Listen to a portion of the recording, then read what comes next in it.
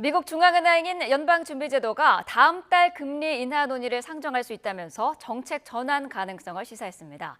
대선을 앞두고 금리를 내려서는 안 된다는 트럼프 전 대통령의 압박에도 정치적 고려는 하지 않겠다고 밝혔습니다. 워싱턴 권중희 특파원입니다. 예상대로 8번 연속 금리 동결을 발표한 미국 연방준비제도. 기자회견에서는 9월에 금리를 내릴 건지 질문이 쏟아졌습니다.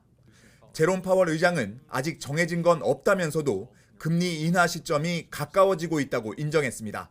물가와 노동시장이 조건에 부합해야 한다는 전제를 달긴 했지만 9월 회의에 금리 인하 안건을 상정할 수 있다고 밝혔습니다. If that test is met, a reduction in our policy rate could be on the table as soon as the next meeting in September. Again, that the broad sense of the committee is that we're getting closer to the point at which it will be appropriate to reduce our policy rate. 파월 의장은 2분기 인플레이션 지표에 자신감을 얻었다며 현재 경제 상황을 긍정적으로 봤습니다. 경착륙 가능성도 낮다며 경제가 과열되거나 급냉할 이유가 없다고 진단했습니다. 트럼프 전 대통령이 대선을 앞두고 금리를 내려선 안 된다고 말한 데 대한 연준의 입장도 밝혔습니다. 파월 의장은 정치적인 고려는 하지 않겠다는 뜻을 거듭 분명히 했습니다. We never use our tools to support or oppose a political party, a politician, or any political outcome. 엔비디아 등 기술주들의 급등으로 상승 곡선을 그리던 뉴욕 증시는 파월 의장의 9월 금리 인하 시사 발언으로 날개를 달았습니다. 나스닥이 2.6%, S&P 500이 1.5% 이상 오르며 연준의 정책 전환 예고를 반겼습니다. 파월 의장은 다음 회의 때 0.5%포인트 빅스텝 금리 인하가 가능할지에 대해선 지금 당장 고려하는 사안이 아니라고 선을 그었습니다. 워싱턴에서 YTN 권중입니다. 한국은행의 고민은 더욱 깊어질 것으로 보입니다. 부실해지는 부동산 PF 상황을 보면 금리 인하가 필요한데 늘어나는 가계부채를 보면 또 그렇지가 않기 때문입니다. 오늘 YTN에 나온 전문가 이야기 직접 들어보겠습니다. 사실은 뭐 조건상으로 보면 금리를 낮추는 게 좋긴 합니다. 아무래도 지금 부동산 PF 문제를 해결해야 되려고 하는데 부동산 PF 문제 같은 것을 해결하려 그러면 결국은 재자본 조달을 해야 되거든요. 흔히 말해서 이게 사실은 수익성이 떨어지기, 부동산 사업의 수익성이 떨어지기 때문에 돈을 모으기가 쉽지 않은 이런 상황이 될 수가 있고요. 이에 따라서 금리를 좀 그럼에도 불구하고 지금 문제가 되는 것들은 역시 가계부채하고 외환시장이라고 볼 수 있을 것 같거든요. 사람들이 자꾸 우위를 가진 시장들이 형성되다 보니까 가계부채가 빨리 늘어날 수 있다는 좀 우려가 있고요. 가계부채를 잡으려면 또 금리를 늘 수가 없는데 환율이 아직도 높은 상태이기 때문에 또 금리 기준금리 때문에 또 환율 시장의 변동성이 커지게 되면 좀 문제가 된다라고 보고 있기 때문에 기준금리도 낮추기 어려운 이런 두 가지 상황들이 겹치고 있다. 여러 가지 요인들이 겹치고 있다라고 일단 말씀드릴 수 있을 것 같습니다. 네, 알겠습니다. 금리 동향 계속 살펴봐야 되겠고요. 다음 일본 금리가 4개월 만에 0.25%로 추가 인상되면서 15년 만에 최고 수준을 기록했습니다. 임금 상승으로 물가가 오르고 경기가 회복한 점이 영향을 준 것으로 분석됩니다. 도쿄에서 김세호 특파원이 보도합니다. 일본 중앙은행이 현재 0에서 0.1%의 단기 정책 금리를 0.25%로 올리기로 했습니다. 지난 3월 17년 만에 금리를 올린 이후 4개월 만에 추가 인상입니다. 消費者物価の基調的な上昇率はマクロ的な需給ギャップの改善に加え賃金と物価の好循環が引き続き強まり 리먼 브러더스 사태 직후로 0.3% 전후였던 2008년 12월 이후 15년 7개월 만에 가장 높은 수준입니다. 평균 임금 인상률은 5.1%로 1991년 이후 33년 만에 최고를 기록하고 있고 물가도 2% 이상 상승하면서 물가 임금이 모두 오르는 경제 선순환에 대한 자신감이 이번 결정의 배경으로 꼽힙니다.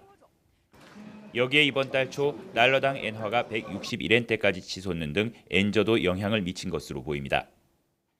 실제 한때 달러당 151.50엔을 기록하며 엔화 강세를 보이기도 했는데 미일 금리 차가 좁혀질 것이라는 예상이 작용한 것으로 풀이됩니다.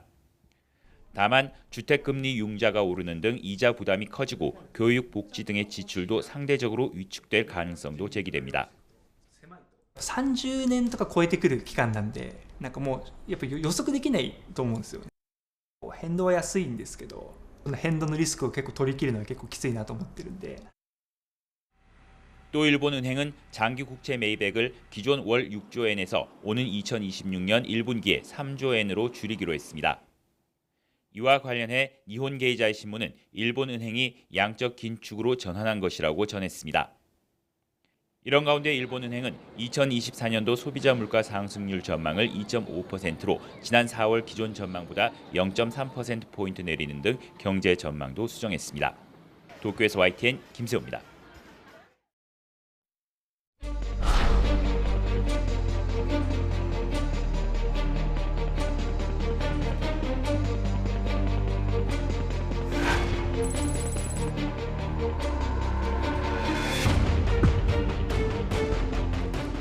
در نخستین ساعات بامداد امروز محل اقامت اسماعیل هنیه در تهران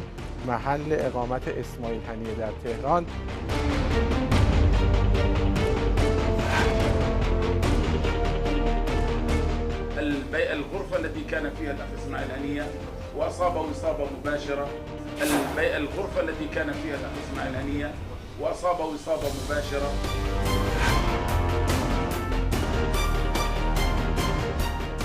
מול טבעת חנק של צבאות טרור וטילים שאיראן מבקשת להדק סביב צווארנו.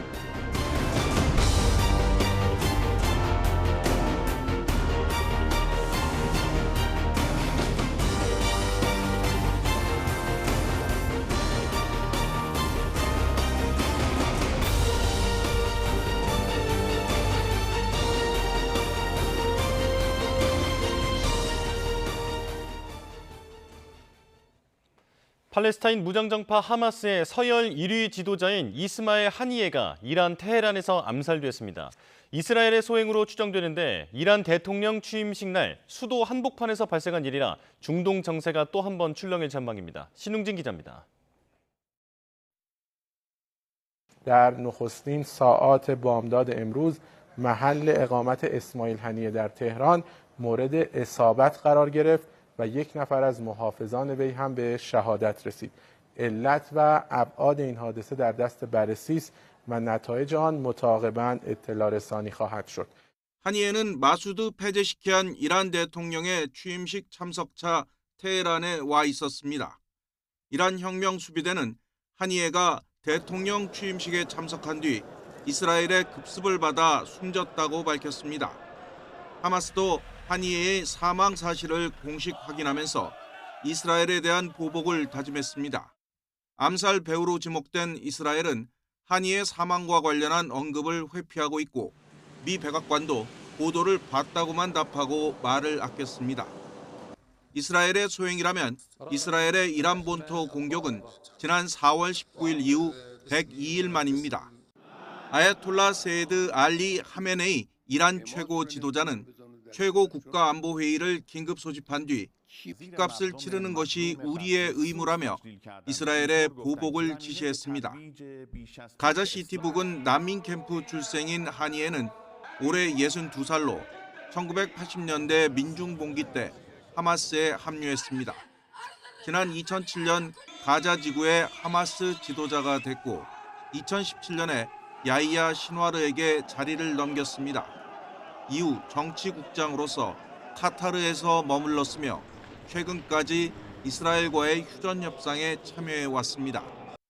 وإن أي مرونة نبديها في التفاوض حرصا على دماء شعبنا ولوضع حد لآلامه الكبيرة وتضحياته الجسام في حرب الإبادة الوحشية ضده يوازيها استعداد للدفاع عن شعبنا. 지도자를 잃은 하마스는 물론 이란까지 격분하면서 가자지구 휴전 협상은커녕 중동 전체가 일촉즉발의 위기를 맞게 됐습니다. YTN 신웅진입니다. 하마스 지도자 하니의 암살의 후폭풍이 어떻게 번질지 전 세계가 우려의 눈빛으로 중동을 바라보고 있습니다. 미국은 가자 휴전 협상의 불씨를 살려보려 노력하고 있지만 암살의 배후로 지목되는 이스라엘은 이란을 악의 축으로 규정하며 강경한 입장을 굽히지 않아 확전 가능성이 점점 커지고 있습니다. 홍주혜 기자입니다. 하마스 정치 지도자 이스마엘 하니예가 이란 테헤란에서 암살당했을 때 구체적인 정황이 발표됐습니다. 한이에가 머물고 있던 방으로 로켓이 직접 날아들며 창문과 문, 벽까지 모조리 파괴했다는 겁니다. أما الحادث يا أخي الكريم فهو ما حتى الآن ما هو ثابت بشهود من كانوا مع الأخ إسماعيل هنية هو صاروخ دخل إلى الغرفة التي كان فيها الأخ إسماعيل هنية وأصابه إصابة مباشرة. 장례 절차는 일단 한이에가 숨을 거둔 테헤란에서 시작됩니다. 이후 시신이 카타르 도하로 옮겨진 뒤 그곳에서 가장 큰 이맘 무함마드 빈 압둘 와하브 모스크에서 장례식이 열릴 예정입니다. 골란 고원 축구장 폭격을 계기로 이스라엘과 레바논 무장정파 헤즈볼라의 전면전 가능성이 커진 가운데 한이의 암살이 중동 지역 긴장에 기름을 부을 수도 있습니다. 특히 숨진 한이에가 가자 휴전 협상에서 하마스 측 대표였던 만큼 휴전이 사실상 물 건너갔다는 관측도 나옵니다. 미국은 휴전 협상의 불씨를 되살리려 안간힘을 쓰고 있습니다. I've learned over many years never to really speculate about that because we simply don't know. What I do know is the enduring imperative of getting the ceasefire, and what I do know is we'll continue to work at that every day. 블링컨 장관은 휴전 협상 중재국인 카타르를 포함해 중동 국가 외교 장관들과 연쇄 통화하며 협상 타결의 중요성을 강조했습니다. 그러나 이스라엘은 모든 시나리오에 대비하고 있고 어떤 위협에도 단호히 맞설 거라며 강경한 입장을 이어갔습니다. מאז תחילת המלחמה הבהרתי שאנחנו במאבק מול ציר הרשע של איראן. זאת מלחמת קיום מול טבעת חנק של צבאות טרור וטילים שאיראן מבקשת להדק סביב צווארנו. 이스라엘은 다만 한이의 암살의 배후라는 지적에 대해선 인정도 부인도 하지 않고 있습니다. YTN 홍주혜입니다. 유엔 안전보장이사회가 긴급회의를 열고 팔레스타인 무장정파 하마스의 최고 정치 지도자 이스마일 하니에의 암살과 관련해 논의했습니다. 유엔은 현지 시간 31일 오후 4시, 우리 시간으로 오늘 새벽 5시 유엔 본부에서 팔레스타인 문제를 포함한 중동 상황을 의제로 안보리 회의가 열렸다고 밝혔습니다. 이 회의는 이란이 안보리 긴급회의 개최를 요구하고 이달 의장국인 러시아를 비롯해 중국과 알제리가 이를 지지하면서 소집됐습니다. 하마스 지도자 암살로 중동의 군사적 긴장이 고조되면서 국제유가가 4% 넘게 급등했습니다. 뉴욕 상업거래소에서 9월 인도분 서부 텍사스산 원유는 4.26% 급등한 배럴당 77.91달러에 거래를 마쳤습니다. 브렌트유 9월 인도분 가격은 2.66% 뛴 배럴당 80.72달러에 마감했습니다. 국제유가는 전날까지 사흘 연속 하락세를 이어갔지만 중동을 둘러싼 군사적 긴장감이 커지면서 저가 매수세가 몰렸습니다.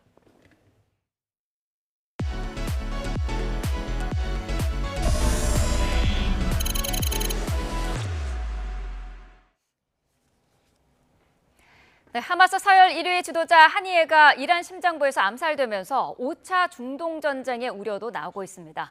민감한 안보 사안 전문가와 짚어보겠습니다. 전 국가안보전략연구원장이셨던 남성우 고려대 통일외교학부 교수와 함께하겠습니다. 어서 오십시오. 안녕하십니까? 네. 자, 팔레스타인 무장정파 하마스의 1인자가 피살됐습니다. 외교 그리고 협상을 담당했던 주요 인물이죠. 네, 일단 중동의 전쟁의 먹구름이 닥쳐오고 있습니다. 일단 지난 1973년에 중동의 4차 전쟁 위기 이후에 50년 만에 5차 중동 전쟁이 오는 거 아니냐는 지금 관측이 나오고 있습니다. 그런데 이번 사건은 굉장히 좀 특이한 일입니다. 일단은 폐쇄시켜야 한 이란 대통령의 취임식에 하마스의 지도자가 이제 참석하고 테헤란 북쪽의 숙소에 묵었는데 이스라엘 측에서 직접 미사일 공격을 가해서 보좌관 한 명과 사망함으로써 이란 영토에 대해서 직접적으로 이스라엘이 공격을 가함으로써 이란의 이제 분노를 삼으로써 이것이 유엔 안보리 차원에서 논의되는 등 제5차 중동 전쟁의 불씨로 지금 타오르고 있습니다. 네, 지금 이스라엘 정부는 하니의 암살에 대해서 뭐 자기네들이 했다 안 했다 이런 얘기는 아직 공식적으로는 하고 있지 않고 있는 있는 상황이고요. 자, 한이해가 머물고 있는 방으로 로켓이 직접 날아들었다고 하는데 이것하면은 표적 암살로 볼 수 있을까요? 네, 당연합니다. 일단은 이거는 계속 한이해 동선을 추적했다라는 것이죠. 네. 사실 이 한이해는 하마스의 지도자이고 작년 10월 7일 이스라엘 기습 공격의 주동자이지만 거처는 카타르에 있습니다. 이것이 네. 좀 특이한 점이죠. 왜 하마스의 지도자가 카타르에 계속 머무르고 있었냐? 네, 카타르는 중동에서 이스라엘과 이란 등 모든 국가와 잘 지내는 외교 협정의 마지막 국가입니다. 그래서 이 한이해가 계속적으로 카타르에 머물렀기 때문에 네. 이스라엘 입장에서는 이 한이해를 공격할 수 없었던 것이죠. 만약 카타르 영토에서 한이해를 직접 공격한다면 이스라엘과 이 카타르를 비롯한 중동 국가들과 또 하나의 불화가 발생하기 때문에 네. 이스라엘은 이 한이해를 추적했지만 공격은 하지 않고 있다가 이 동선을 파악을 한 것이죠. 그리고 이 페제시키안 이란 대통령의 취임식이 테헤란에서 열리고 어디에 묵는다는 숙소를 파악해서 결국은 참석이 끝난 다음에 직접 로켓을 공격함으로써 이 한이해 동선을 이스라엘 정보기관 모사드가 완전히 추적하고 이를 암살했다는 추정이 가능합니다. 네, 어쨌든 지금으로서는 이스라엘이 배후일 가능성이 가장 높은 건 사실인데 이스라엘이 그동안에도 여러 차례 암살 작전을 벌여오지 않았습니까? 특히 과거부터 이란의 핵과학자 그리고 군 지도자 등을 표적으로 삼아왔는데요.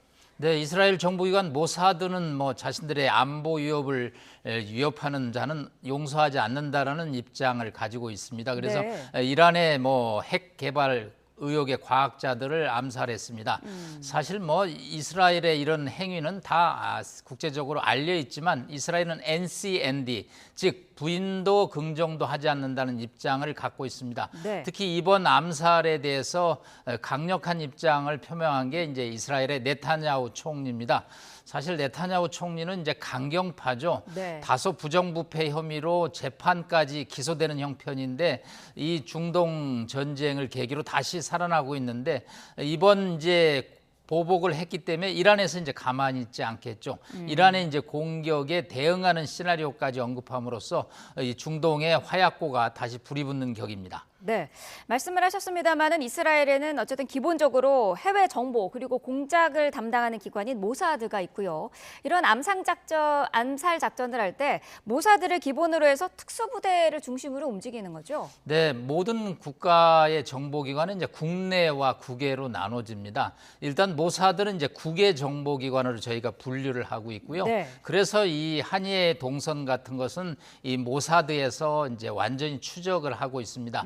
자, 이런 이제 정보를 바탕으로 해서 군사 공격은 또 군 정보기관이 따로 있습니다. 네. 그래서 군 정보기관에서 모사드의 정보를 받아서 로켓을 발사한 것으로 추정이 되고요.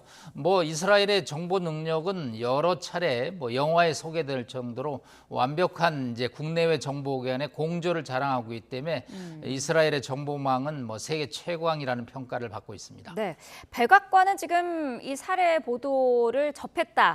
이전에는 알지 못했다 그런 입장인데 진짜로 이전에 알지 못했을까 하는 의구심은 있거든요. 네, 미국이 전 세계 모든 이 통신망을 감청을 하기 때문에 네. 이스라엘의 통신 정보를 감청했다라는 추정은 하고 있습니다만은 절대 미국이 어떤 정보에 대해서 사전에 인지하고 있다라는 표현은 쓰지 않고 있고요. 네. 토니 블링컨 장관도 이 문제에 관해서는 현재 파악된 것이 없다라고 말함으로써 미국은 사실상 지금 중동의 휴전 협정을 지금 계속 지속해야 되는 상황에서 이 문제에 대해서 다소간의 거리를 두는 입장이고요. 미국 입장에서는 유엔을 통해서 특히 중동의 이제 각국 지도자를 통해서 좀 더 긴장을 완화시키면서 토니 블링컨의 발언대로 매일매일 휴전 협정을 위해서 노력한다라는 입장을 표명하고 있습니다. 네, 한이해 암살 작전입니다만은 어찌됐건 지금 이란의 수도인 테헤란에 이제 미사일 공격을 하면서 이란을 이번 전쟁에 좀 좀 전면전으로 끌어들이는 거 아니냐 이런 분석도 있던데요. 네, 이게 네타냐후 총리의 전략이라고 저희가 평가를 하고 있습니다. 네. 사실은 지난해 10월 7일 이 가자 공격에 의해서 지금 1년이 가까워지기 때문에 이제는 전쟁의 필요감도 있어서 휴전을 하는 것이 필요하다라는 것이 중동국과 또 미국의 입장이었습니다. 네. 사실 이번에 한의회도 이번에 테헤란을 방문해서 페제시키안 대통령이 취임식에 참석했지만 이 휴전 문제를 논의한 것으로도 또 평가가 되고 있습니다. 그래서 이란이 만약 이 문제에 대해서 휴전 쪽으로 방향을 틀어서 적극적으로 간다면 이스라엘 입장에서는 뭐 200여 명에 달하는 인질과 또 여러 가지 피해에 대한 보복이 무산될 가능성이 있기 때문에 네. 사전에 이 한의회와 이란 간의 협의를 차단하기 위해서 로켓 공격을 퍼부었다라는 추론도 현재로서는 가능하다고 볼 수 있겠습니다. 그렇다면 이 중동 지역에서의 휴전 협상은 어떻게 될 거로 예상하십니까? 네, 당분간은 뭐 물 밑으로 가라앉을 수밖에 없다고 봅니다. 일단 이란의 최고 군 통수 지도자 하메네이가 보복을 하는 것이 우리의 임무고 우리의 또 권리라고 얘기를 했기 때문에 네. 어떤 형태로든지 보복이 이루어질 것으로 보입니다. 다만 보복의 수준이 이제 어느 정도냐, 이게 직접적으로 이란 영토에서 일어난 사건이긴 하지만 이란에 대한 직접적인 공격은 또 아니라는 관측이 있을 수가 있습니다. 네. 그렇기 때문에 이란 입장에서는 작년에 시리아 다마스커스에서 이란 영사관에 대한 직접적인 공격과 달리 자신들에 대해서 간접적인 공격이기 때문에 하메네이의 보복 역시 수준이 최고 수준은 아닐 거로 보고 이런 걸 통해서 휴전의 불씨를 살려가자는 것이 미국의 입장이기 때문에 이 사태가 50년 만에 중동 전쟁으로 갈 수 있는 시나리오도 있지만 네. 또 휴전 협상에 불씨를 살리는 시나리오도 있다는 것이 외신의 현재로서는 현지 관측입니다. 네. 자, 이번 암살 작전이 테러 단체의 지도자는 어디에 있어도 표적이 될 수 있다라는 것을 좀 강조해서 보여주는 그런 측면도 있다라는 분석이 있더라고요. 네, 이스라엘 입장에서는 이 한의회가 눈에 가시였습니다. 그렇지만 자신들과 협력 관계를 맺고 있는 카타르에 머무르기 때문에 어찌할 수가 없었습니다. 그러나 네. 카타르를 벗어나자마자 바로 뭐 적의 심장부라고 하고 있는 테헤란 수도의 호텔에서 이를 살해함으로써 네. 끝까지 추적해서 응징한다, 보복한다라는 모사드의 어떤 정보기관의 메시지가 확실히 전달됐다라는 측면이 있습니다. 네. 자, 중동 정세 알아봤고요. 국가안보전략연구원장을 역임하시기도 해서 국내 이슈도 좀 짚어보도록 하겠습니다. 블랙요원 신상 등 기밀 정보를 유출한 군무원이 구속이 됐는데 유출된 정보들 어느 정도의 수준으로 파악하고 계시나요? 네, 일단 가장 심각하게 느끼는 것은 신원 정보죠. 신상 정보. 네. 나이는 몇 살이고 이 사람이 어느 지역에서 활동하고 있고 경력은 어느 정도 있다. 그러니까 뭐 가장 최고급 정보라고 볼 수 있는데 네. 정보사의 군무원이 이것을 수집 정리를 해서 조선족, 물론 중국 국적이지만 이 사람들이 다 북한과 연계되어 있기 때문에 네. 이런 신원 사항이 나갔다는 것은 우리가 조금 전에 말씀드린 대로 이스라엘의 모사드 경우에서 봤듯이 신분이 알려지면 결국은 그것은 위협에 극단적인 살해 위협에 처할 수 있기 때문에 네. 뭐 1급 정보가 넘어갔다라고 볼 수 있습니다. 그런 내용들이 군무원의 입장에서 쉽게 접할 수 있는 내용들인가요? 네, 이 사람이 뭐 군무원이긴 하지만 30년 동안 정보사에서 현역으로 근무를 한 정보활동 전직 직원이죠. 네. 지금 군무원들은 보통 뭐 바로 민간인이 군무원 되는 것이 아니고 군을 전역한 사람들이 일정 절차를 거쳐서 군무원이 되고 있습니다. 그러니까 이분도 정보사의 군무원이긴 하지만 군무원 이전에 전직 정보 요원이었던 거죠. 그렇기 때문에 30년 동안 정보사에서 이루어지는 해외 정보 활동의 다양한 사항들을 본인이 파악을 했고 이를 정리를 했던 것으로 보입니다. 네, 일단 해당 군무원은 해킹을 당했다라는 입장인데 방첩사는 뭐 다른 조력사가 있을 가능성도 예상을 하고 있더라고요. 네, 해킹은 어불성설이고요. 네. 이 사건이 알려진 계기가 참 특이한데요. 일단 국정원의 파이트 해커, 국정원에서 뭐 관리를 하는 해커들이 조선족 어떤 인터넷 사이트 또 북한 측 사이트를 여러 가지 공격하는 과정에서 이거 우리 정보사 요원들의 신상 사항이 발견된 거죠. 아하. 사실 정보사 입장에서는 이것이 나간지조차도 모르는 것이죠. 네. 근데 이것은 해킹으로 나갈 수 있는 사항이 아니고요. 이 정보사 정보사 군무원이 직접적으로 정리를 해서 전달을 한 것으로 추정이 되고요. 이 내부에서 이제 본인이 이걸 아마 수집을 했던 것으로 보입니다. 네. 특히 30년 동안 근무했기 때문에 뭐 정보사 내부 사항을 확실히 파악을 하고 있죠. 이것을 뭐 본인이 아무리 해킹이라고 주장하지만 금품을 받고 조선족 정보 요원들한테 넘겼던 것으로 보고요. 정보사 입장에서는 이 상황이 나간지도 모르는 상태에서 국정원의 통보를 받고 이 문제를 이제 조사하는 과정에서 자신들의 군무원이 정보를 유출했구라는 것을 파악을 했고요. 네. 뭐 초반에는 또 이것을 확인하는 과정에서 한 일주일 이상 또 사실관계 파악에 소홀함으로써 네. 과연 뭐 내부 정보도 파악하지 못하는데 외부 정보를 파악할 수 있겠냐라는 지금 질책을 받을 수 있고요. 또 이것이 과연 이 군무원 단독의 문제이냐에 관해서는 좀 더 수사를 통해서 조력자라든가 또 내부의 협조자 또 중간 단계에 있는 사람들에 대한 발본 세권이 이루어지지 않으면 이런 네. 사건은 또 재발될 수밖에 없습니다. 네. 자, 이번 일로 국외에 거주하던 블랙 요원들이 이제 급히 귀국하기도 했는데 정보가 유출이 되면은 생명까지도 위급한 그런 상황인 거죠? 네, 일단 타겟이 되겠죠. 평소에 저 사람이 여행사 직원인 줄 알았는데 정보사 요원이었네. 그리고 위장한 블랙 요원이네. 그렇게 파악하는 순간 그것은 뭐 주로 중국 측에서 활동하는 경우가 많기 때문에 네. 중국 측 정보기관과 북한 측 정보요원의 이제 감시에 들고요.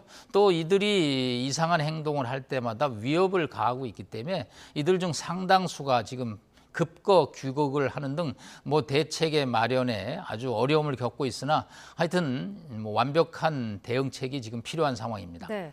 블랙 요원들이 해외에서 어떤 역할들을 하는지도 사실 궁금하고 양성하는데도 꽤 오랜 시간이 걸린다고 해요. 네, 일단 뭐 신분을 가장을 저희가 카바라는 단어를 쓰는데요. 네. 합법과 비합법, 그래서 블랙과 화이트로 하는데 일단 어떤 신분을 만드는 데 대해서 1, 2년은 최소한 걸리고요. 또 그 업무를 알아야지 뭐 여행사 직원인지 뭐 유학생인지 연구원인지가 되지 않겠습니까? 네. 그래서 최소한 뭐 기본 교육에 5년 또 현지 교육에 5년 해서 숙달된 블랙 요원을 양성하는 데는 뭐 최소 10년이 필요하다. 그런 상황에서 동남아를 비롯해서 중국 일대에서 이들의 신분이 위태로워짐으로써 정보망이 뭐 거의 괴물 수준에 이르지 않았나는 평가를 하고 있습니다.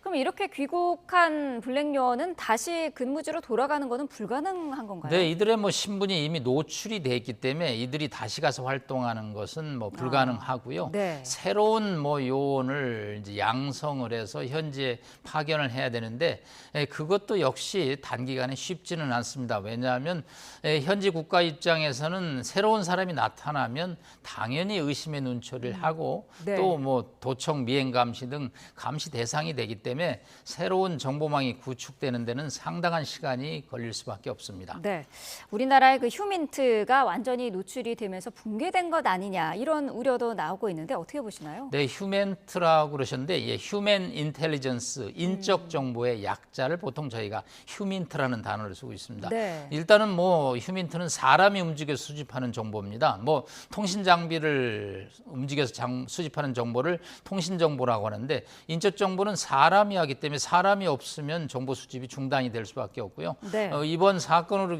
계기로 해서 중국 등 제3국에서 활동하는 인적 정보 수집 활동은 당분간 공백으로 남을 수밖에 없는 상황입니다. 네, 얼마 전에 또 미국 CIA 출신의 대북 전문가죠. 수미테리의 접촉 과정에서 국정원의 그 요원이 노출되는 그런 일까지 있었는데 어쨌든 정보 안보에 좀 구멍이 뚫린 건 사실인 것 같아요. 네, 정보 참사라는 표현을 쓰고 있습니다. 근데 수미테리 케이스에서 봤듯이 우리 블랙 또 화이트 요원들이 우리 대사관 번호를 단 차를 타고 현지에서 수미테리를 태우고 이동하고 또 뭐 빼도 박도 못하는 그런 면세점 영수증 정보까지 노출되는 등 이번 정보 실패 또 정보 참사를 계기로 우리 정보기관에 대한 고강도 점검이 필요하다고 볼 수 있겠습니다. 네, 알겠습니다.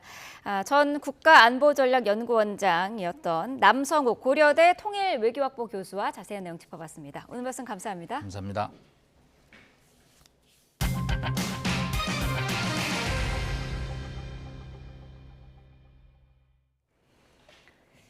네, 기록적인 폭우로 압록강이 범람하면서 북한의 홍수 피해가 상당한 것으로 보입니다. 북한 관영 매체는 물적 피해는 물론 김정은 위원장이 인명 피해를 거론한 사실을 처음으로 공개하면서 책임자 처벌에 나섰다고 전했습니다. 이종원 기자입니다. 김정은 국무위원장이 고무보트를 타고 수해 현장을 둘러봅니다. 주택 지붕들만 간신히 눈에 보일 정도로 마을 전체가 물에 잠긴 모습입니다. 북한 매체는 압록강 범람으로 평안북도 신의주와 의주지역 주택 4,100여 가구와 농경지 3,000 정보가 침수됐다고 보도했습니다. 축구장 4,200여 개에 달하는 면적으로 수많은 공공건물과 도로, 철길도 물에 잠겼다고 전했습니다. 특히 전용열차 안에서 정치국 비상확대회의를 연 김 위원장이 직접 인명피해를 거론하며 책임자들에 대한 강한 질책과 경질성 교체가 있었다고 보도했습니다. 용납할 수 없는 인명피해까지 발생시킨 대상들에 대하여서는 엄격히 처벌할 것을 제기하셨습니다.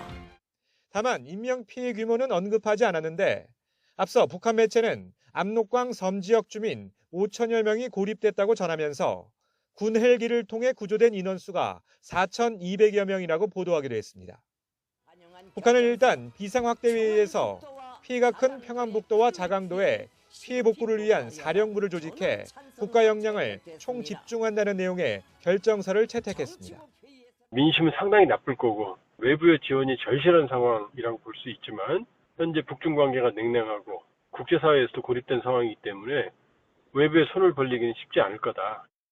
통일부는 같은 압록강이 범람했던 지난 2010년 수해나 태풍 마이삭이 강타했던 2020년보다는 피해 규모가 크지 않을 것으로 분석하면서도 관련 상황을 주시하고 있다고 밝혔습니다. YTN 이종원입니다.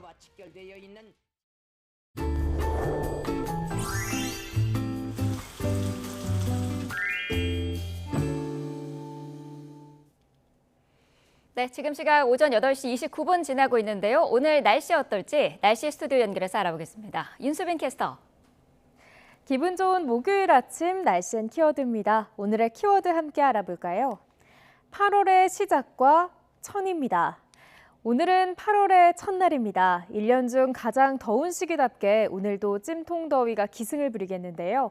밤사이 강릉에는 초열대야가, 그 밖의 지역에도 수일제 열대야가 지속하는 가운데 낮 동안에도 체감 온도가 35도 안팎까지 오르면서 무척 덥겠습니다. 이렇게 폭염이 절정을 향해 가면서 온열 질환자 수가 급증하고 있습니다. 지금까지 사망자 4명을 포함해 무려 1,000명을 넘어섰는데요. 당분간 찜통더위의 기세는 쉽게 누그러들지 않겠습니다. 온열 질환에 걸리기 쉬우니까요. 물, 그늘, 휴식 이 3가지 수칙을 잘 실천해 주시기 바랍니다. 네, 오늘 서울 얼마나 더운지 시간대별 날씨도 알려주시죠. 네, 밤사이 서울은 최저 기온이 27도를 웃돌면서 11일 연속 열대야를 기록하고 있는데요. 정오에는 31도, 오후 2시에는 33도까지 치솟겠고요. 습도가 높은 탓에 체감하는 더위는 이보다 더 심하겠습니다. 낮 동안 쌓인 열기는 저녁에도 식지 못하겠고 또다시 열대야로 이어지겠습니다. 서울 등 전국 곳곳에 폭염 경보가 발령 중인 가운데 그 밖의 지역 낮 기온도 살펴보면 대전과 광주 34도, 대구 36도, 경주는 무려 37도까지 치솟겠습니다. 네, 오늘은 중부와 남부의 하늘 표정이 다르다고요? 네, 맞습니다. 우선 오늘 중부지방은 하늘빛이 흐리겠습니다. 서울 등 수도권은 오전까지, 영서 중북부는 오후까지 산발적인 비도 내리겠는데요. 비의 양이 5에서 10mm로 적어서 오히려 습도만 끌어올리겠습니다. 반면 남부지방은 맑은 하늘이 함께하는 가운데 자외선 지수가 매우 높은 수준까지 치솟는 곳이 많겠습니다. 외출 시 자외선 차단에도 신경 써주셔야겠습니다. 내일도 중부지방은 기압골의 영향으로 가끔 비가 내리겠고요. 남부 내륙은 내일과 모레 대기 불안정으로 인한 소나기가 지나겠습니다. 당분간 밤낮 없는 무더위는 계속될 전망입니다. 오늘도 즐거운 하루 보내세요. 지금까지 날씨 앤 키워드의 윤수빈이었습니다. 8월 1일 뉴스업 주요 일정 정리합니다. 산업통상자원부가 7월 수출입 동향을 발표합니다. 올해 상반기 수출이 지난해보다 9.1% 증가한 3,348억 달러를 기록하며 역대 2위 실적을 기록한 가운데 이런 흐름이 얼마나 이어졌을지 관심입니다. 창사 이래 첫 파업을 이어가고 있는 삼성전자 노조가 오늘 이재용 회장 자택 앞에서 기자회견을 합니다. 노조는 파업이 20일 넘게 이어지고 있지만 이 회장은 아무런 입장을 밝히지 않고 있다며 지금이라도 책임 있는 자세를 보여줘야 한다고 주장하고 있습니다. 경찰이 사상자 16명을 낸 시청역 역주행 사고 운전자 68살 차모 씨를 구속 송치할 예정입니다. 경찰은 차 씨를 검찰에 넘긴 뒤 최종 수사 결과를 발표합니다. 노란 봉투법으로 불리는 노조법 개정안과 전 국민의 25만 원을 지급을 골자로 하는 민생회복지원금 법안이 오늘 오후 국회 본회의에 상정될 것으로 보입니다. 또 민주당이 임명에 반대한 이진숙 신임 방송통신위원장에 대한 탄핵안이 당론으로 발의돼 보고될 가능성도 있습니다. 뉴스업 주요 일정이었습니다. 티몬과 위메프 미정산 사태가 다른 계열사까지 확산하고 있는 가운데 최상목 부총리 겸 기획재정부 장관이 사태 수습을 위해 필요시 유동성을 추가 지원할 거라고 밝혔습니다. 최상목 부총리는 오늘 서울은행회관에서 거시경제금융회의를 주재한 자리에서 이같이 말했습니다. 최 부총리는 소비자와 판매자의 피해가 최소화되도록 이미 발표한 5,600억 원 플러스 알파 규모의 지원 대책을 신속히 집행하고 필요시 추가적인 유동성 지원 방안도 강구하겠다고 언급했습니다. 또 전자상거래법과 전자금융거래법 등의 적정성을 검토해 제도적 보완 방안도 조속히 마련하겠다고 밝혔습니다. 가계부채와 관련해서는 하향 안정화 기조를 확고하게 유지하겠다며 스트레스 DSR 2단계를 9월부터 예정대로 시행하고 최근 빠른 증가세를 보인 주택정책금융은 실수요자에게 차질이 없는 범위 내에서 금리 산정 체계를 개선하겠다고 언급했습니다. 또 시중 유동성과 가계대출 동향을 예의주시하면서 필요시 추가적인 건전성 관리 방안도 강구할 것이라고 언급했습니다. 티몬 위메프 사태의 피해가 다른 계열사로 번지고 있습니다. 인터파크 커머스와 AK몰에서도 판매 대금 정산이 이루어지지 않으면서 판매자들의 피해가 커지고 있는데요. 인터파크 커머스는 도서 판매가 중단됐고 앞으로 인터파크라는 이름도 사용하기 어려울 전망입니다. 오동건 기자입니다. 텅 빈 사무실, 재택근무를 핑계로 직원은 회사에서 이미 모습을 감췄습니다. 사태 발생 3주 만에야 책임자 구영배 대표가 모습을 드러냈지만 사태 해결에 대해선 어떠한 답도 내놓지 못했고 우리가 최대한 동원할 수 있는 자금 그건 800억인데 그 800억? 바로 이 부분으로 다 투입할 수 있을지에 대해서는 5월 미정산 금액만 2,200억 원을 훌쩍 넘기고 전체 미정산액이 최대 1조 원이 넘을 수 있다는 얘기까지 나오는 상황에서 피해자들은 분통을 터뜨리고 있습니다. 800억이 있는지도 모르겠다 이런 식으로 애매모호하게 말을 하는 게 어디다가 재산을 감췄을 수도 있는 거고. 피해는 다른 계열사로 번지고 있습니다. 인터파크 커머스도 티몬 위메프 사태로 판매 정산금을 수령하지 못했다고 밝혔습니다. 일부 피지사의 대금 지급 보류로 대금 정산 지연이 발생했다는 설명인데 판매자는 대금이 충분히 있다는 공지를 믿었다고 고소했습니다. AK랑 인터파크몰 15일 전에 공지사항으로 판매자 대금이 충분히 있으니 걱정하지 말라는 얘기를 들었고 그래서 셀러들은 걱정 없이 지금 판매를 계속 이어오고 있었는데 어제 갑자기 판매 정산이 중단이 됐고 저희도 피해가 되게 막심한 경우거든요. 사태의 파장은 계열사 영업 전체에 미치고 있습니다. 당장 인터파크 도서는 서비스를 중단하기로 했습니다. 교보문고 관계자는 인터파크 도서에서의 판매 대금이 정산되지 않았다며 피해 규모가 크지는 않지만 큐텐 계열사임을 고려해 우선 판매 중단에 합의했다고 밝혔습니다. 이보다 앞서 인터파크 커머스와 AK몰은 판매자들에게 정산 지연 사실을 공지했습니다. 또 야놀자 계열사로 투어와 티켓 사업을 하는 인터파크 트리플은 인터파크 커머스 측에 인터파크 브랜드 사용을 중단하라고 통보했습니다. 지난해 쇼핑과 도서 사업을 분할해 큐텐에 매각했지만 인터파크 브랜드는 인터파크 트리플이 가지고 있습니다. 인터파크 커머스와 AK몰 등 큐텐의 다른 계열사로 피해가 확산할 것이라는 우려가 현실화하고 있습니다. YTN 오동건입니다. 티몬과 위메프 사태와 관련해 소비자에 이어 판매자들도 검찰에 고소장을 접수했습니다. 피해자들의 고소 고발이 이어지는 가운데 검찰도 경영진에게 배임과 횡령 혐의를 적용할 수 있을지에 초점을 맞춰 수사에 속도를 낼 것으로 보입니다. 김철희 기자입니다. 티메프 환불 대란 사태가 일파만파 번지고 있는 가운데 판매자들도 본격 행동에 나섰습니다. 기업 회생은 피해자들의 희생 아래 이뤄지는 건데 두 회사 경영진에게 제도를 이용할 자격이 있는지 수사기관 판단을 받아보겠다는 겁니다. 셀러들에게 지급해야 될 자금을 그 기업 인수 자금으로 유용했다는 의혹이 불거지고 있습니다. 그래서 횡령이나 배임 부분을 문제 삼고 있고요. 소비자에 이어 판매자들까지 고소전에 참전한 가운데 티메프 사태 전담 수사팀을 구성한 검찰도 본격적인 수사를 준비하고 있습니다. 일단 금융감독원으로부터 두 회사의 자금 흐름 관련 자료를 넘겨받아 분석에 착수한 거로 알려졌습니다. 자금 추적 과정에서 이미 드러난 강한 불법의 흔적이 있어서 수사는 각 회사가 판매 대금을 다른 용도로 사용했는지 살피는 데서부터 시작할 걸로 보입니다. 지난 2월 미국 쇼핑 플랫폼 위시를 인수하는 과정에 티메프 자금이 흘러 들어갔는지와 각 기업이 정산 불능 사태를 언제 인지했는지 등도 확인해야 할 부분입니다. 실제 위메프 대표 방에서는 나빠진 상황을 사전에 알았던 거로 보이는 메모가 다량 발견되기도 했는데 정작 두 기업은 사고가 터지기 직전에도 대규모 판촉 행사를 벌였고 정산이 밀리기 시작하자 전산 오류라며 판매자들을 안심시켰습니다. 그게 이제 전형적인 사기죠. 그러니까 일종의 이제 폭탄 돌리게 한 거예요. 언제 무너질지 모르고 언제 지급 정지가 될지 모른다는 걸 아는데 법리 검토와 기초자료 분석이 끝나면 조만간 압수수색 등 강제 수사에도 돌입할 전망입니다. 수사와는 별개로 서울회생법원은 오는 금요일 티몬과 위메프 회생 여부를 가릴 비공개 신문을 진행할 예정입니다. YTN 김철입니다. 사상 초유의 파업 사태를 겪고 있는 삼성전자 노사가 사흘 동안 집중 교섭을 했지만 끝내 합의점을 찾지 못했습니다. 전국 삼성전자 노조는 사측의 노동 존중 없는 안건 제안으로 교섭이 결렬됐다며 삼성전자의 실태를 사회적으로 알릴 것이라고 말했습니다. 그러면서 오늘 오전 이재용 회장 자택 앞에서 파업 해결을 촉구하는 기자회견을 열 예정이라고 밝혔습니다.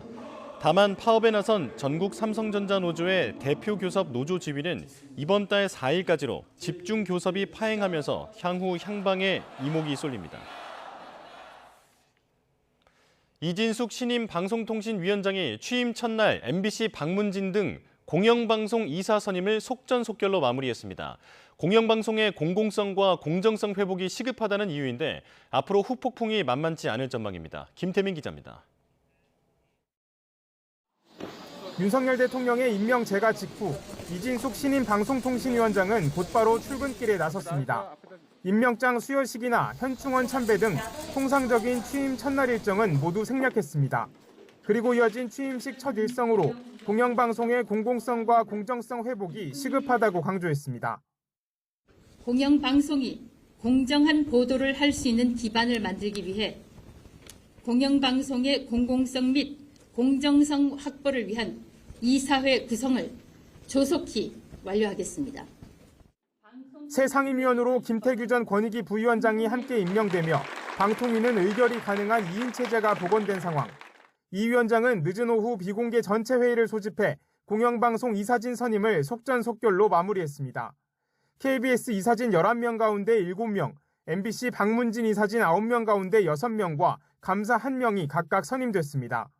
관례상 여당 추천 몫으로 분류된 수만 선임한 건데 나머지 이사는 추가 논의 과정에서 야권의 참여를 촉구하기 위한 포석으로 풀이됩니다. 이로써 지난달 말부터 방통위 안팎의 파행을 불러온 공영방송 이사 선임은 일단락됐습니다. 임명되자마자 오늘 회의 열고 공영방송 이사진 선임 의결하셨잖아요. 이렇게 하신 이유가 뭔가요? 법과 절차에 따라서 했습니다. 하지만 야권이 2인 체제 의결을 빌미로 또 한 번 탄핵에 나설 경우 이 위원장 역시 수개월의 직무정지 또는 자진 사퇴란 갈림길에 설 수밖에 없을 전망입니다. YTN 김태민입니다. 민주당은 이진숙 방통위원장이 위법한 2인 체제에서 공영방송 이사 선임안을 의결했다며 곧바로 탄핵 추진 방침을 밝혔습니다. 국민의힘은 민주당이 2인 체제의 원인을 제공해놓고 이를 빌미로 탄핵에 나선다며 적반하장이라고 비난했습니다. 정인용 기자입니다. 민주당은 오늘 본회의 전 의원총회를 거쳐 이진숙 방통위원장 탄핵안을 당론으로 발의하기로 했습니다. 5인 합의제 기구인 방통위가 불완전한 2인 체제에서 졸속으로 공영방송 이사 선임안을 의결했다며 탄핵 사유라는 겁니다.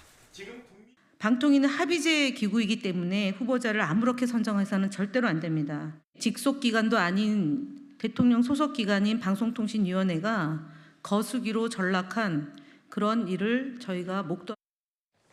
민주당은 무자격자인 이 위원장 임명을 강행한 건 불통의 폭주 선언이라며 윤석열 대통령을 향해 날을 세웠습니다. 청문회 과정에서 불거진 법인카드 유용 의혹을 경찰에 고발하고 시민단체와 함께 기자회견을 열며 이 위원장 사퇴도 압박했습니다. 국민의힘은 이라크 전쟁 종군기자 경력 등 이 위원장의 능력이 방통위원장을 맡기에 충분하다며 엄호에 나섰습니다. 또 방통위 2인 체제는 민주당이 야당목 방통위원을 추천하지 않은 탓이라며 화살을 돌렸습니다. 민주당은 그동안 스스로가 원인 제공하고 2인 체제를 만들어 놓고 그걸 빌미로 탄핵하는 이른바 적반하장식 탄핵에 지금 갇혀 있습니다. 이제 막 취임한 방통위원장을 겁박하는 탄핵 폭주라며 민주당 당명을 탄핵당으로 바꾸라고 꼬집기도 했습니다. 유례 없이 사흘간 이어진 청문회는 이 위원장에 대한 갑질과 모욕만 남겼다고 거듭 비판하기도 했습니다.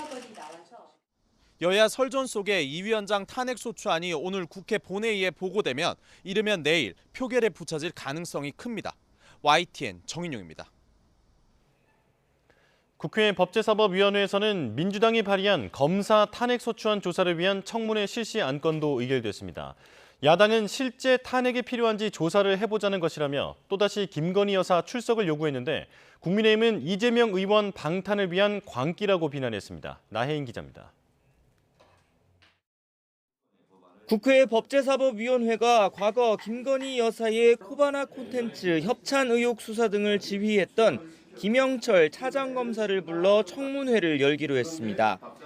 민주당 의원들이 발의한 탄핵소추안이 본회의를 거쳐 법사위에 회부된 만큼 실제 파면할 만한 위법 행위를 했는지 조사가 필요하다는 겁니다. 청문회는 2024년 8월 14일 수요일 오전 10시에 개회합니다. 그리고 이것이 지금 적법하게 진행되고 있다는 것을 말씀드리겠습니다. 야당은 김 검사가 대통령 부인이 연루된 사건들은 부실 수사해 무혐의 처분하고 민주당 전당대회 돈봉투 의혹 사건은 부당하게 별건 수사했다고 의심하고 있습니다. 과거 국정농단 특검팀에 몸담았을 땐 최서원 씨 조카 장시호 씨에게 거짓 증언을 요구했다는 의혹까지 있다며 김 여사와 장 씨, 이원석 검찰총장 등 20명을 증인으로 채택했습니다. 대한민국에서 검사가 신이 아니에요. 조사 단계인데 이것조차 거부하면 진짜 여당은 검사, 변호인들 아닙니까? 국민의힘은 강하게 반발했습니다. 중대한 위법 행위가 있었다며 탄핵안을 발의해놓고 근거로 든 건 고작 언론 보도뿐이라며 탄핵 제도를 이렇게 가볍게 여겨도 되느냐고 비판했습니다. 이렇게 허접하게 증거적 언론 보도 4개 붙여놓고 탄핵한다고 한다는 이거 얼마나 부끄러운 일입니까?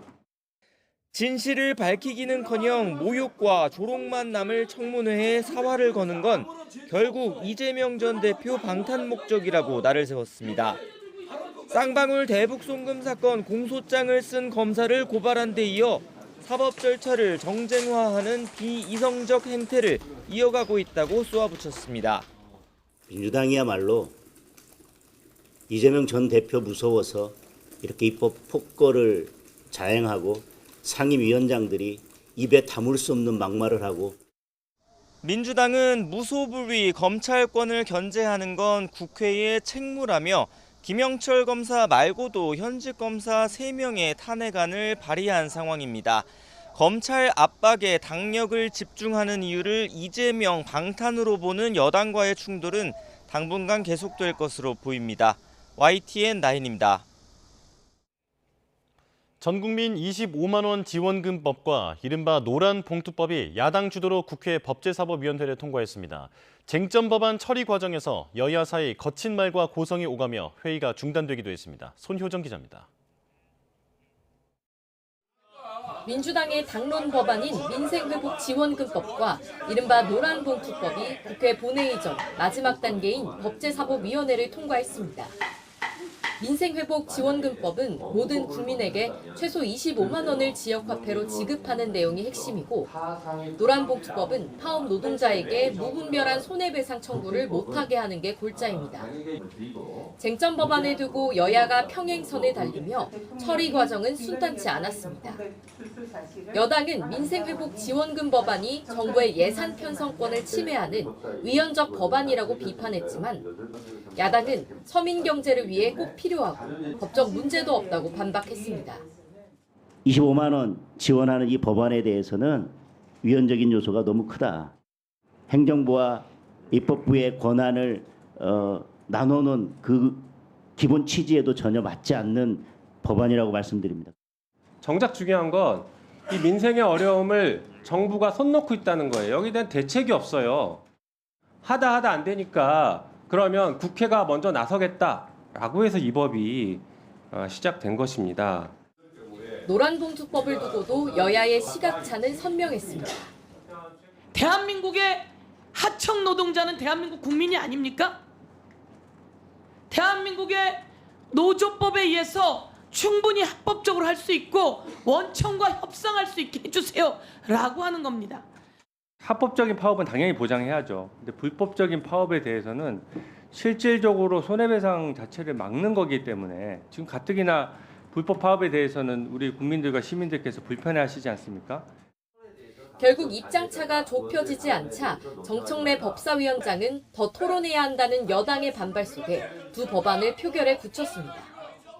재석의원 총 17인 중 찬성 10인, 반대 0인, 기권 7인으로 이 안건은 가결되었음을 선포합니다. 이 과정에서 여야는 반말과 고성을 주고받았고, 국민의힘 의원님들은 위원장석에서 이석해 주시기 바랍니다. 퇴거 명령합니다. 퇴거 명령합니다. 앉아 있어요. 무슨 퇴거 명령이야? 지가 뭔데? 지가 뭔데? 지금 뭐 하는 거예요, 지금? 이후에도 거친 발언을 사과하라는 위원장의 요구를 당사자가 거부하며 이례적으로 발언권 중지 조치가 나오기도 했습니다. 반말, 막말을 하는 것은 법사위원장으로서 도저히 묵과할 수 없는 일입니다. 이건 제 개인에 대한 욕설, 반말이라기보다는 법사위원장에 대한 도전이다. 곽기택 의원은 사과하시기 바랍니다. 지가 뭔데 지는 대명사로서 제3자를 가르치는 그냥 대명사입니다. 반말이 아니에요. 사전 찾아보시기 바랍니다. 사과할 의사 없습니다. 다시는 이러지 않겠다는 다짐과 약속의 의미를 담은 사과를 받아야 되겠습니다. 그렇지 않다면 오늘 발언권을 드릴 수가 없습니다. 이외에도 서로를 향한 거친 표현들이 난무하면서 여야가 제대로 된 법안 심사보단 감정 싸움에 치중한 게 아니냐는 비판도 나오고 있습니다. YTN 손효정입니다.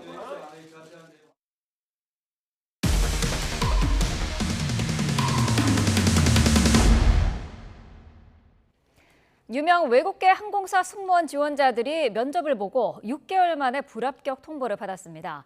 이미 현지에서 거주 가능한 취업 비자까지 발급받고 출국 날짜만 기다려온 이들은 항공사가 합격을 번복한 거라고 주장하고 있습니다. 신규혜 기자입니다. 올해 초 카타르 항공의 승무원 채용 시험을 본 지원자들은 면접을 마친 뒤 현지에서 2년 동안 거주할 수 있는 취업 비자를 받았습니다. 비자 발급은 항공사를 통해 진행했고 비용도 회사가 지불했습니다. 취업비자 직업란에는 승무원이라고 적혀 있었습니다. 통상적으로 이런 과정을 거치면 두세 달 후 출국 날짜를 통보받고 정식 입사를 해온 만큼 지원자들은 모든 전형을 마치고 최종 합격한 것으로 생각했습니다. 그런데 6개월이 지나도록 출국하라는 연락은 없었습니다. 비자가 나온 상황에서 2월에 직장을 그만두고 5월 1일에 저도 이제 기다리라는 메일을 받았고 다른 데 입사를 할까 회사를 다닐까 싶다가도 이제 오라는 메일을 받으면 그만둬야 되니까 믿어서도 못하는 상황이었어요. 그러던 지난 28일 이들에게 최종 불합격 소식이 전해졌습니다. 지원자들은 합격이 취소, 번복된 거라고 주장합니다. 저희의 비자를 만드는 비용을 지불하면서까지 저희의 비자를 만들어준 거기 때문에 비자가 나오면 간다라고 생각을 하지 최종을 합격을 시켰다가 최종 가능을 얘기할 줄이라고는 상상도 못했던 거죠. 6개월 만에 불합격 통보를 받은 건 한국 지원자들만이 아니었습니다. I wasn't informed anything. My conversation with the coordinator stopped since March 2024. I emailed them after my rejection, but I didn't receive any kind of response, nothing. 전문가들은 지원자들 입장에서 채용이 확정된 것으로 받아들일 만한 상황이 있었던 만큼 카타르 노동법에 따르더라도 문제의 소지가 있어 보인다고 지적합니다. 통상적으로 채용된 인원에게 해주는 취업비자 발급 절차까지도 회사가 마쳤으니까 당사자들로서는 본인들이 당연히 채용이 됐을 거라고 신뢰할 만한 사정이 형성이 됐다. 채용 시험에서 불합격했다라는 이유를 들면서 해고를 했기 때문에 부당해고 또 평가받을 수 있지 않겠나. 이런 일을 겪은 지원자들은 한국과 태국에서 확인된 것만 140명 정도입니다. 이들은 아시아, 아프리카 출신 지원자들을 중심으로 이 같은 조치가 내려진 것으로 보고 있습니다. 이에 대해 카타르 항공은 1월에 진행한 면접은 최종 면접이 아니었고 최종 면접 단계로 갈 70여 명의 후보자를 선정한 것이었다며 그런 만큼 합격을 취소한 경우는 없다는 입장을 밝혔습니다. 또 카타르 항공은 이미 다양한 국적의 사람들이 근무하고 있는 다국적 기업이라며 국가에 대한 제한이나 인종에 대한 한계가 없다고 강조했습니다. YTN 신기입니다. 전북 전주에서 미성년자 일당이 차량 털이를 일삼고 있습니다. 문이 안 잠긴 차량을 놀리는 전형적인 수법인데 피해 없도록 조심하셔야겠습니다. 김민성 기자가 보도합니다. 새벽 시간 전북 전주 주택가에 주차된 차량 안입니다. 흰옷을 입은 남성이 차에 타서는 곧바로 블랙박스를 향해 손을 뻗습니다. 잠시 후 파랗게 꺼지는 화면, 전원선을 뽑아버린 겁니다. 피해 차주는 날이 밝은 뒤 금품 약 300만 원어치를 도둑 맞은 걸 알았습니다. 일단 원만히 해결해 보려고 선처하겠다는 메시지까지 운전석 유리창에 붙여뒀는데 소용없었습니다. 시간만이라도 돌려주면은 그냥 나는 괜찮다라고 제가 대자보를 차에다가 붙여서 범행 일어난 현장에 차를 그대로 다시 또 대놨어요. 그리고 다음날 확인을 해보니까 그거를 띄어가지고 뿌겨서 옆에 쓰레기통에 던져놨더라고요. 경찰이 수사해보니 이런 차량 털이 범행에 가담한 건 미성년자 3명과 성인 1명 등 모두 4명이었습니다. 범인들은 골목에 주차된 차들 문을 일일이 열어봤고 특히 이렇게 사이드미러가 접히지 않은 차량을 주로 노린 것으로 전해집니다. 일당의 신원을 특정한 경찰은 여건상 긴급 체포가 가능한 사안은 아니라고 판단했습니다. 대신 출석 요구서를 보내고 길에서 마주칠 때마다 임의 동행을 시도하면서 추가 범행을 추적하고 있습니다. 경찰 수사망이 좁혀오는 상황이지만 마치 비웃기라도 하듯 비슷한 수법의 차량 털이가 한 달 넘게 계속되고 있습니다. 경찰은 미성년자 신병 확보 요건이 까다롭다며 조만간 수사를 마무리할 예정이라고 밝혔습니다. YTN 김민성입니다.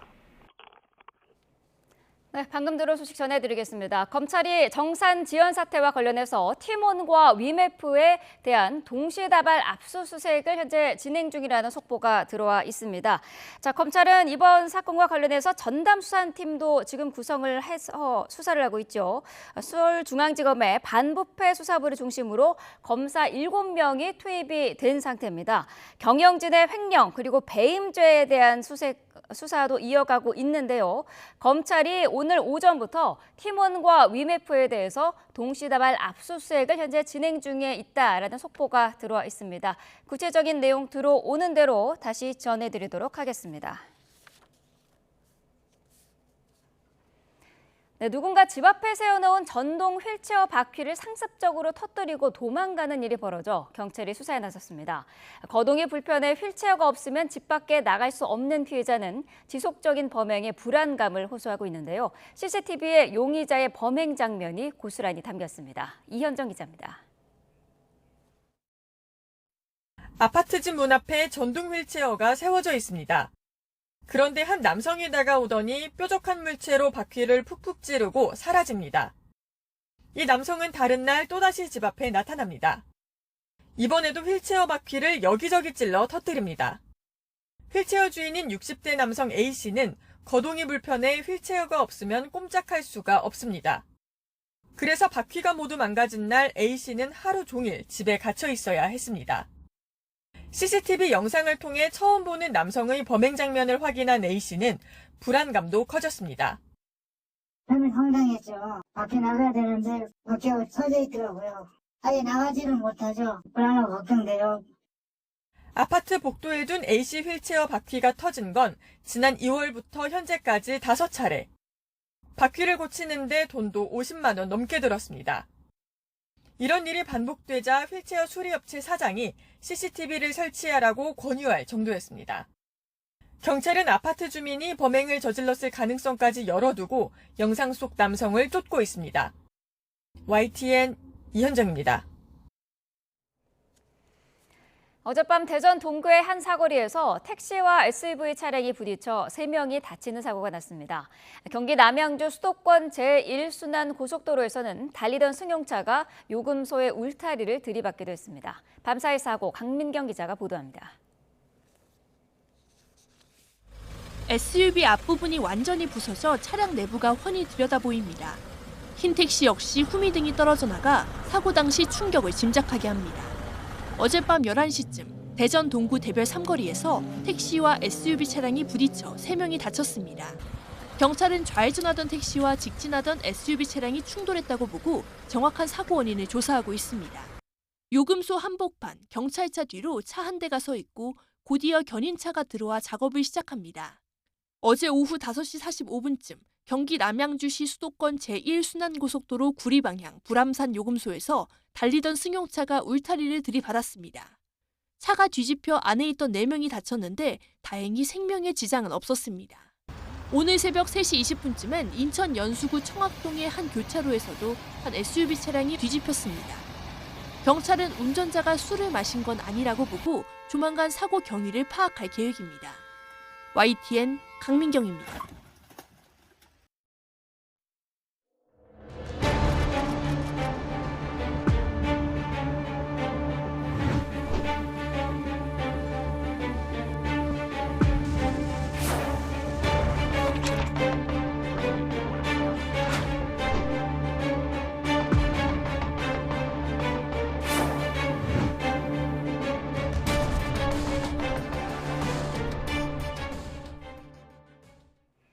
시장의 예상대로 간밤 미국 기준금리가 또 동결됐습니다. 제롬 파월 연준 의장은 9월 금리 인하 가능성을 시사했는데요. 세계가 주목한 파월의 입, 어떤 말이 나왔는지 분석해 보겠습니다. 자, 우선 미국 기준금리는 지난해 9월부터 5.25에서 5.5%로 8번 연속 동결됐습니다. 이로써 앞서 3.5%로 동결했던 우리나라와 금리 차이는 2%포인트로 유지됐는데요. 파월 연준 의장은 인플레이션을 잡는 데 진전이 있었다면서 이르면 9월 회의에서 금리 인하를 논의할 수도 있다고 직접 언급했습니다. 워낙 세계 경제에 미치는 영향이 크다 보니 FOMC 때마다 파월 의장의 발언을 어떻게 해석해야 할지 관심이 모이는데요. 우선 인플레이션이 이제는 잡혀가고 있다는 인상을 줬습니다. 지금 인플레이션 수준이 다소 높은 수준을 유지하고 있다고 했는데 지난 6월에는 다소가 빠진 높은 수준이라는 표현만 썼습니다. 그리고 물가와 관련해서는 추가적인 진전이 있었다고 했는데 그동안 금리를 내리려면 확신이 필요하다고 말해왔던 것보다 더 진전된 표현입니다. 그래서 9월엔 기준금리를 사실상 인하하겠다는 뜻 아니냐는 시장 분석이 지배적인데요. 그러자 현장에선 금리를 언제 얼마나 내릴 것이냐는 질문이 쏟아졌습니다. 파월 의장은 기준이 될 수 있는 경로를 설명하고 싶지 않다. 지금 당장 생각하고 있지 않다면서 시장의 과도한 기대감을 경계하는 모습이었습니다. 파월 의장의 발표를 통해 시장은 이제 9월에는 미국이 확실히 기준금리를 내릴 것으로 보고 있습니다. 한편 파월 의장은 지금 오히려 노동시장이 둔화하고 있다며 고용률과 물가 양쪽의 위험에 모두 신경 쓰고 있다고 언급하기도 했는데요. 6월에는 인플레이션 위험만 언급했던 것과는 달라진 건데 경기 둔화 우려를 엿볼 수 있는 대목입니다. 파월의 입에서 읽을 수 있는 미국 경제의 변화, 세계 경제는 어떤 영향을 미칠까요?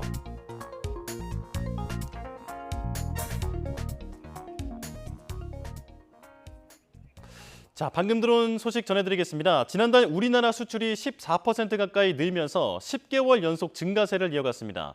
산업통상자원부와 관세청은 지난달 수출은 지난해 같은 기간보다 13.9% 증가한 575억 달러로 집계됐다고 밝혔습니다. 수입은 10.5% 증가한 539억 달러로 집계됐습니다. 이로써 무역 수지는 36억 달러 흑자로 지난해 6월 이후 14개월 연속 흑자 행진입니다. 지금까지 살펴본 제롬 파월 미국 연준 의장의 발언 전문가와 함께 조금 더 자세히 짚어보겠습니다. 박석현 우리은행 애널리스트 연결돼 있습니다. 나와 계십니까? 예, 안녕하십니까. 우리은행입니다. 네.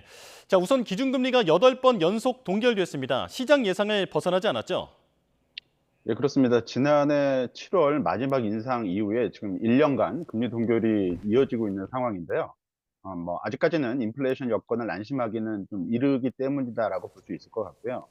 파월 의장은 기자회견에서 이번에 금리를 인하하지 않은 이유에 대해서 연준이 기준금리 인하 시점에 적절한 시점에 다가서고 있는 건 맞긴 하지만 아직까지 그 정확한 시점에 이르지는 않았다라고 언급을 했는데요.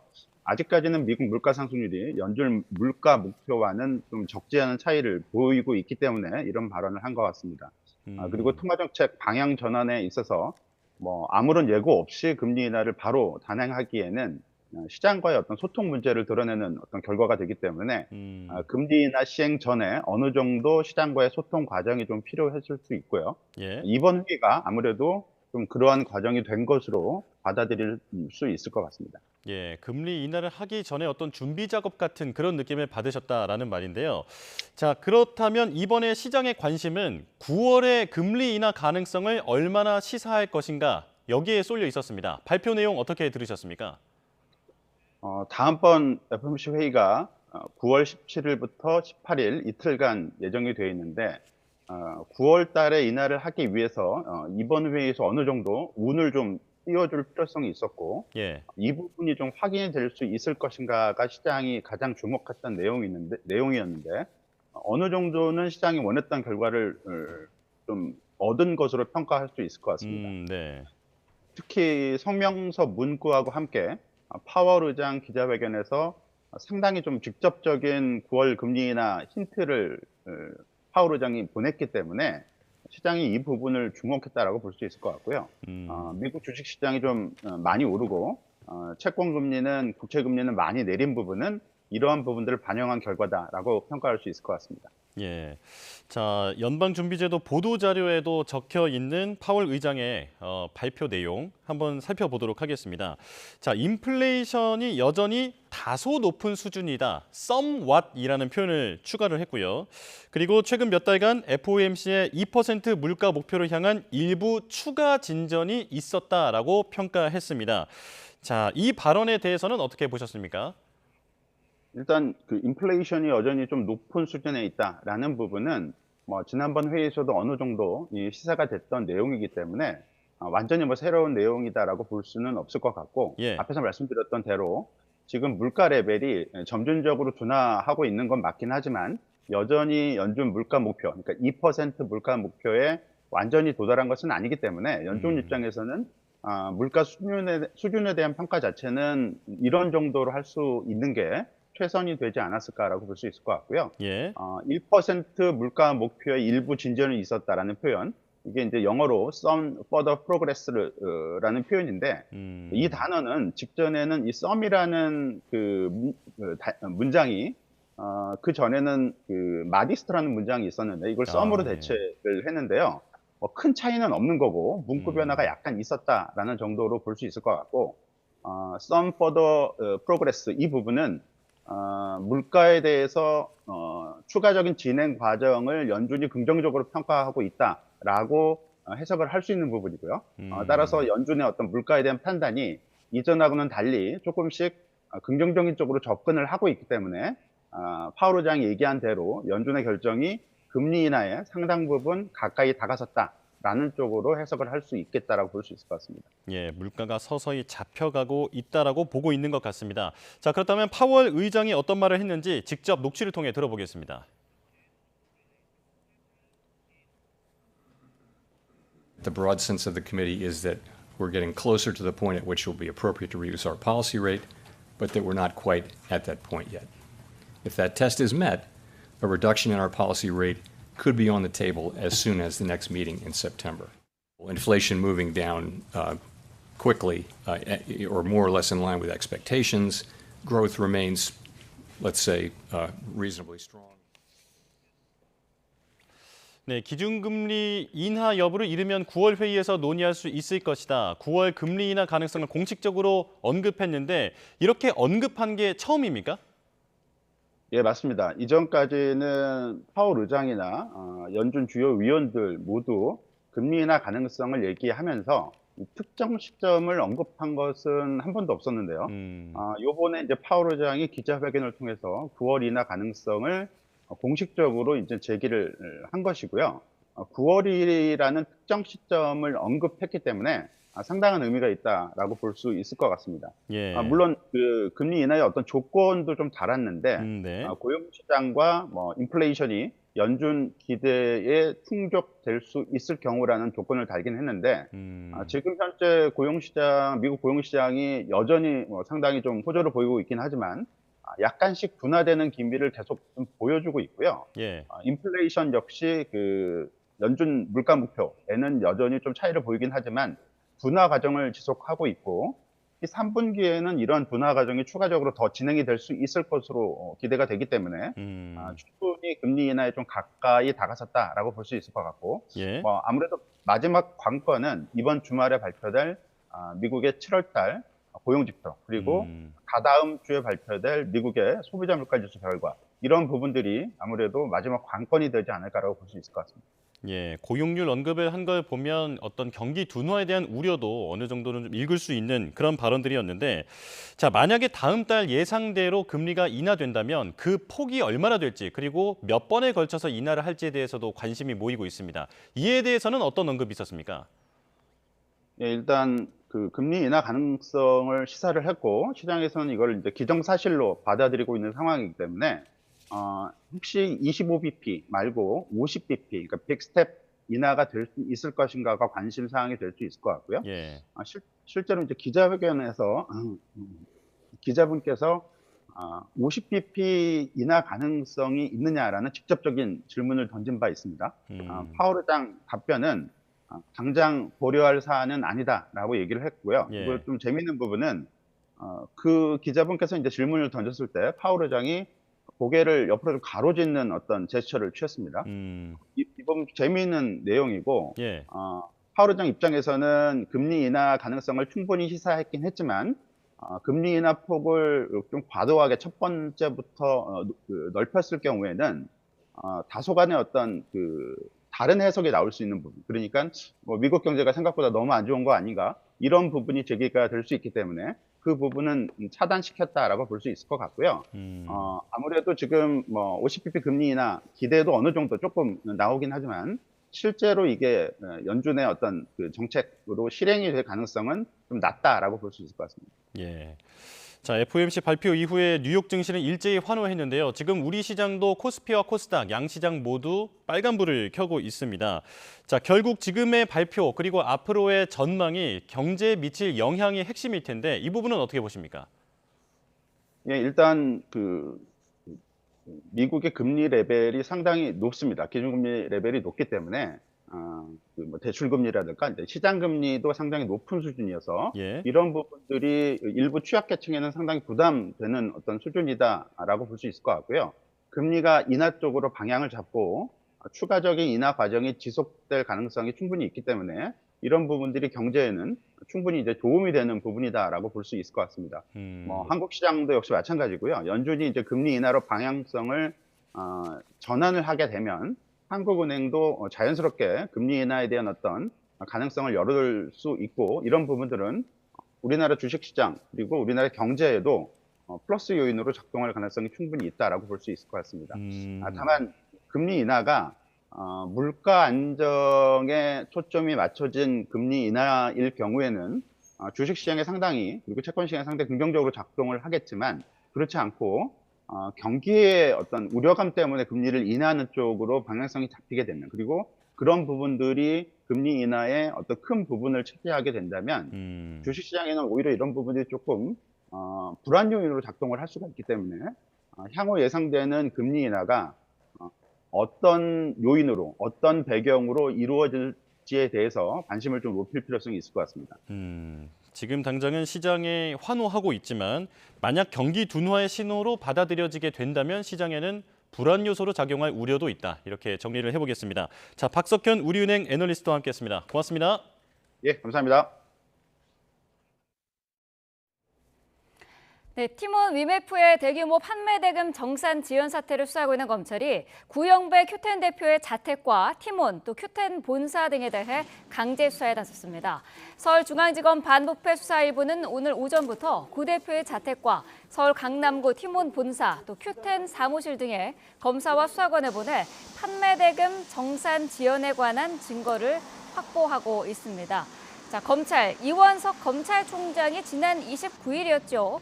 티몬과 위메프 사태와 관련해서 서울중앙지검에 전담수사팀을 꾸려 수사하도록 지시를 한 적이 있습니다.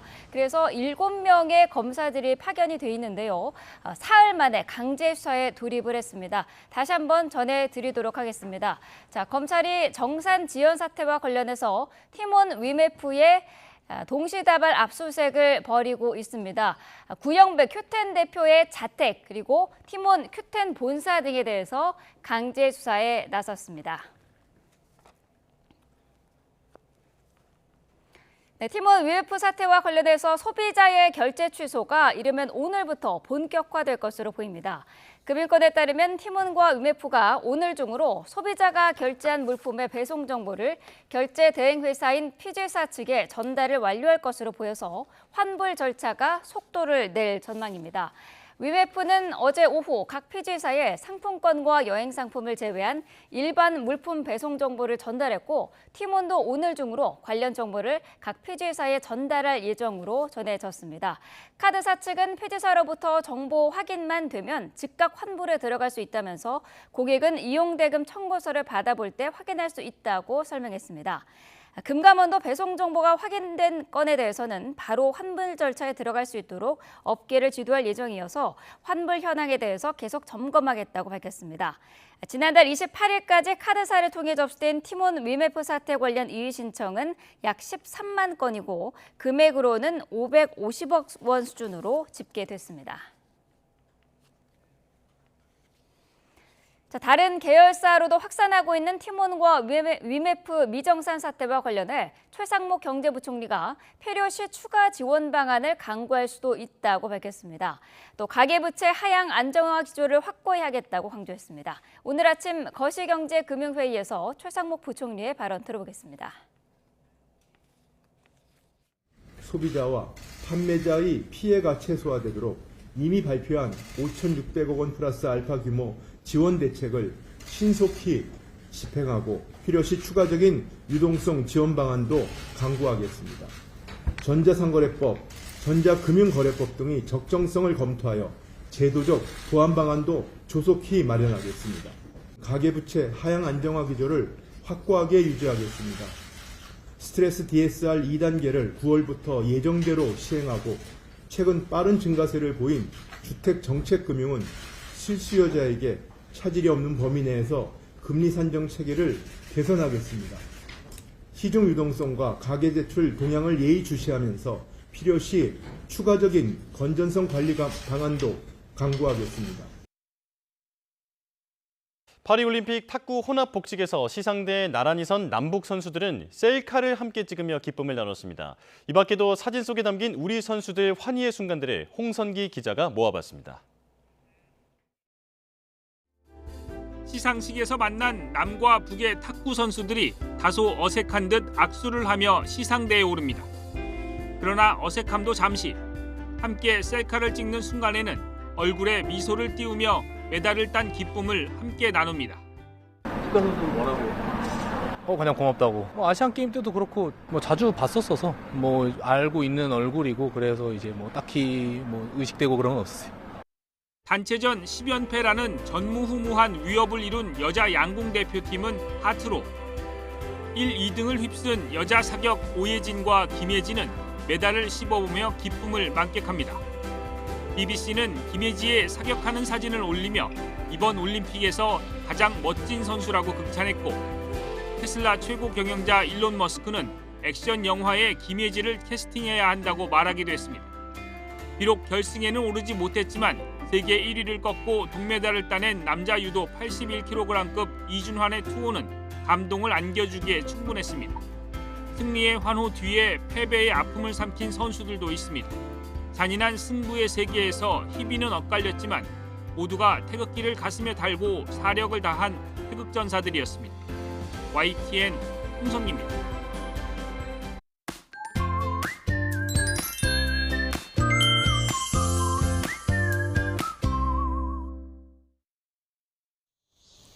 지난 밤사이에도 열대야가 나타난 서울은 11일 연속 열대야를 기록하고 있습니다. 오전까지 산발적인 비가 내리겠지만 양이 워낙 적어서 오히려 습도만 끌어올리겠는데요. 오늘 서울 한낮 기온은 33도, 높은 습도 탓에 체감 온도는 35도까지 치솟겠습니다. 연일 폭염이 기승을 부리면서 온열 질환자 수가 무려 1,000명을 넘어섰습니다. 일사병과 열사병 등 온열 질환에 걸리지 않도록 물, 그늘, 휴식 이 세 가지 수칙을 잘 기억해 주셔야겠습니다. 밤사이 열대야 상황부터 살펴보겠습니다. 전국 곳곳에 폭염 경보가 발령 중인 가운데 대부분 최저 기온이 25도를 웃돌았는데요. 제주도는 17일째, 강릉은 13일째 열대야가 지속하고 있고 특히 강릉은 어제에 이어 오늘도 초열대야를 기록했습니다. 식지 못한 열기는 한낮 찜통더위로 이어지겠습니다. 오늘 서울 한낮 기온 33도, 대전과 광주 34도, 대구는 36도까지 오르겠고요. 경북, 경주는 사람 체온보다 높은 37도까지 치솟겠습니다. 오늘 중부지방은 하늘빛이 흐리겠고 수도권은 오전까지, 영서 중북부는 오후까지 산발적인 비가 내리겠습니다. 예상되는 비양은 5에서 10mm로 적겠습니다. 내일도 중부지방은 기압골의 영향으로 가끔 비가 내리겠고요. 남부 내륙은 내일과 모레 대기 불안정으로 인한 소나기가 지나겠습니다. 당분간 밤낮 없는 무더위는 계속될 전망입니다. 오늘 맑은 하늘이 함께하는 남부지방은 자외선 지수가 매우 높은 수준까지 치솟는 곳이 많겠습니다. 외출 시 자외선 차단에도 신경 써주시기 바랍니다. 지금까지 YTN 윤수빈입니다. 뉴스업 목요일 순서 마칩니다. 내일 다시 뵙겠습니다. 고맙습니다.